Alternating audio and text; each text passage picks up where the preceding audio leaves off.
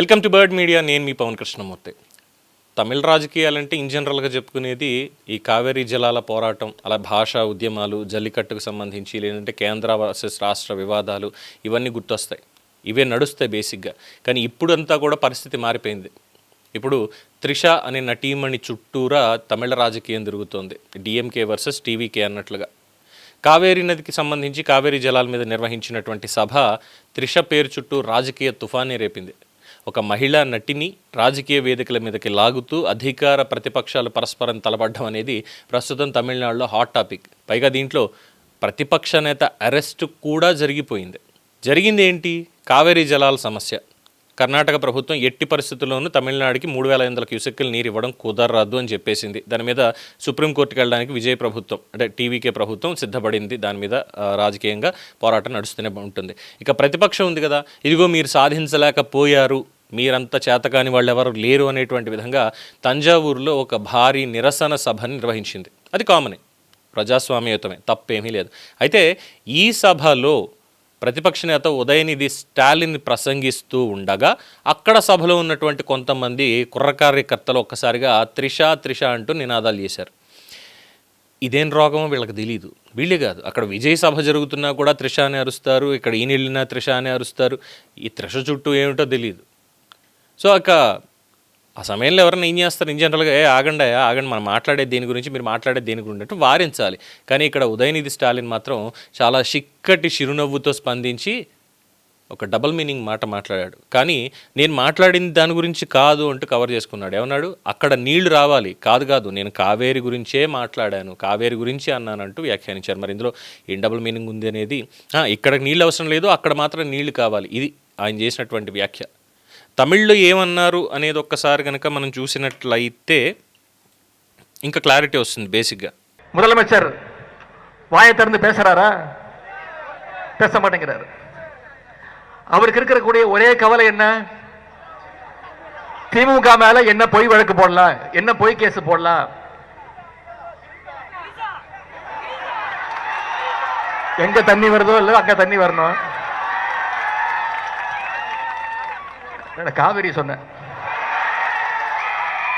ఇక్కడ ఉదయనిధి అన్నటువంటి మాట ఏంటంటే, అంగ తన్ని వరదో ఇల్లయో, అంగ తన్ని వరుణం ఇల్ల కావేరియే సొన్నేన్. ఇది ఆయన తమిళ్లో చేసినటువంటి వ్యాఖ్య. ఏంటి?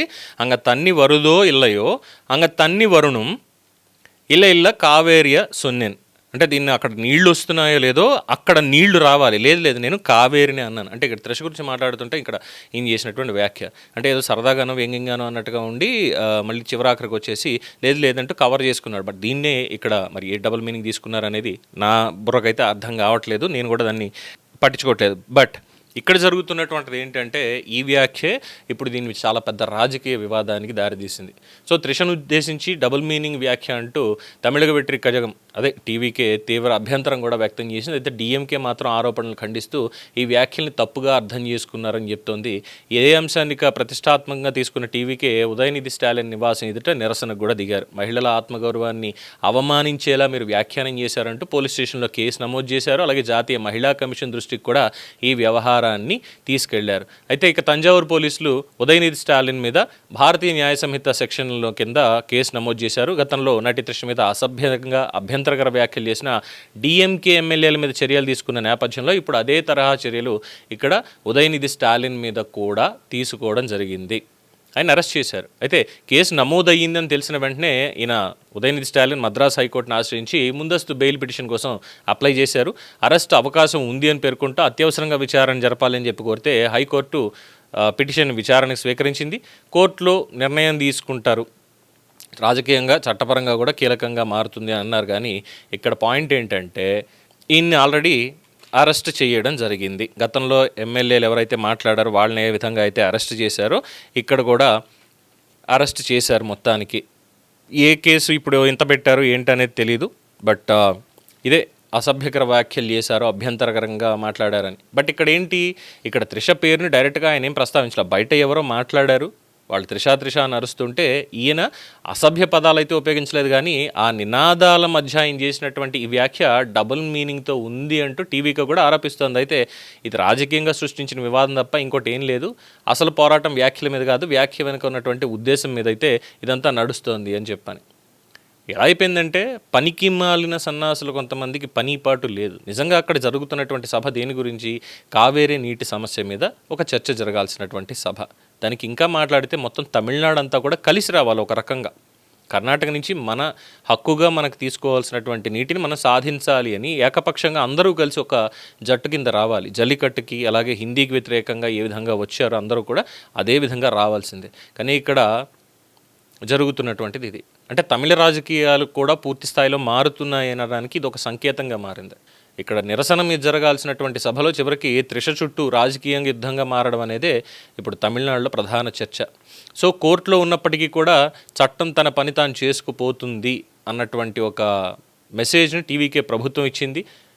ఇవన్నీ కక్షపూరితంగా వాళ్ళు చేస్తున్నారు, కక్షపూరితంగానే చేస్తున్నారు తప్ప ఇంకోటి కాదు అంటూ డిఎంకే ఆరోపిస్తూ మేము దీని మీద పోరాడతామని చెప్తోంది. కోర్టు అయితే ఇంకా ఎటువంటి తీర్పు ఇవ్వలేదు. తీర్పు కోసం వెయిట్ చేయాలి. అయితే రాజకీయంగా ఇది ఇప్పుడు ఎవరికి లాభం ఎవరికి నష్టం అనేది మాత్రం ఖచ్చితంగా ప్రజలు గమనిస్తారు. రాబోయే రోజుల్లో కూడా దాని ఫలితం ఏంటనేది తెలుస్తుంది. సో మొత్తానికి చేసినటువంటి వ్యాఖ్యకి ఉదయనిధి స్టాలిన్ అరెస్ట్ అయ్యారు.